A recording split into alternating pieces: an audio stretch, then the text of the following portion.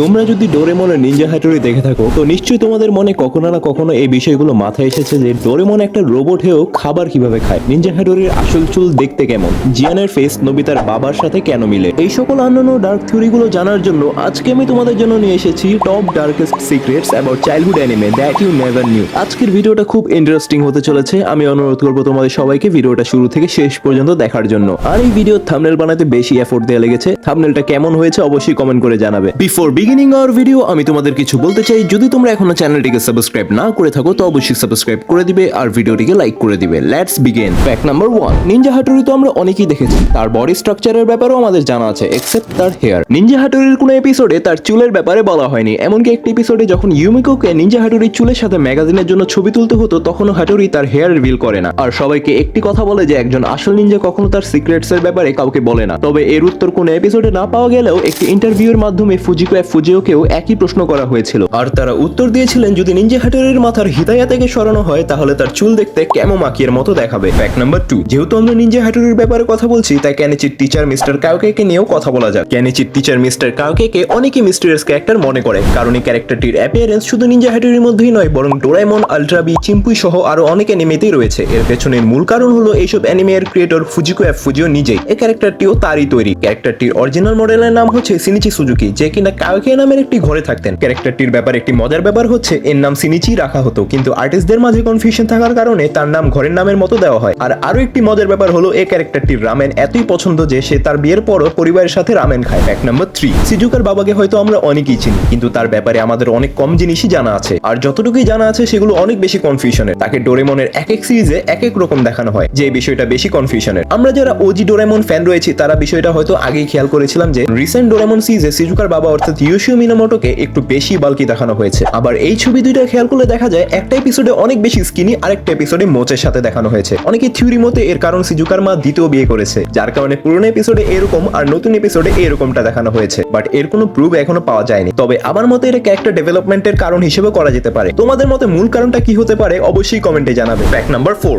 নোবিতার মা টোমাকো নোবি এর একটি কমন মিস্ট্রি হয়তো আমরা অনেকেই জানি। ডোরাএমনে একটি এপিসোডে টোমাকো নোবি এর বিয়ের পাস্টের একটি সিন থেকে দেখা যায় পূর্বে সে যদি তার চোখে থেকে গ্লাসেস সরাতো তাহলে তার চোখ বড় এবং হাইলি অ্যাট্রাকটিভ দেখাতো, কিন্তু এখন তার চোখ থেকে গ্লাসেস সরালে 3 শেপের মতো দেখায়। ফ্যাক্ট নাম্বার 5, তোমরা কি জানতে সুনির বাবা মিস্টার হোনেকাওয়াকে জাপানে এরকম মোচের সাথে আর আমেরিকাতে এরকম মোচের সাথে দেখানো হয়? এর পেছনের মূল রিজনটা হলো জাপানিজ ভার্সনে দেখানো মিস্টার হোনেকাওয়ার এরকম মোচ হিটলারকে রিপ্রেজেন্ট করে, তাই আমেরিকান টেলিভিশনে এটাকে চেঞ্জ করে দেওয়া হয়েছে। ফ্যাক্ট নাম্বার 6, তোমরা যদি জিয়ানের ফেশিয়াল ফিচার্স এবং নোবিতার বাবার ফেশিয়াল ফিচার্স এর দিকে ভালো মতো খেয়াল করো তাহলে বুঝতে পারবে তারা দুজন একই রকম দেখতে। এখন এই নিয়ে অনেকের অনেক রকম মতবাদ রয়েছে। এর পেছনে জটিল কোনো কারণ নেই। সাধারণত ফুজিকো এফ ফুজিওর আঁকা ক্যারেক্টারগুলো খুবই সিম্পল ভাবে ডিজাইন করা হয় যাতে বাচ্চাদের কাছে বুঝতে সহজ লাগে। ফলে অনেক সময় সেকেন্ডারি ক্যারেক্টারদের মধ্যে মুখের গঠন, চুল, এমনকি শরীরের আকৃতিও মিলে যায়। তোমরা খেয়াল করলে এরকম অনেক ক্যারেক্টারই দেখতে পাবে যাদের সাথে এরকম ফেশিয়াল ফিচার্স এর মিল রয়েছে। তবে জিয়ানের সাথে তার বাবার ফেশিয়াল ফিচার্স এরও অনেক মিল রয়েছে। ফ্যাক্ট নাম্বার 7, এখন আসা যাক মূল বিষয়। ডোরাএমন সিরিজে ডোরাএমন রোবট হয়েও খাবার খায় কিভাবে? এই প্রশ্নটি কারণ না কারণ মনে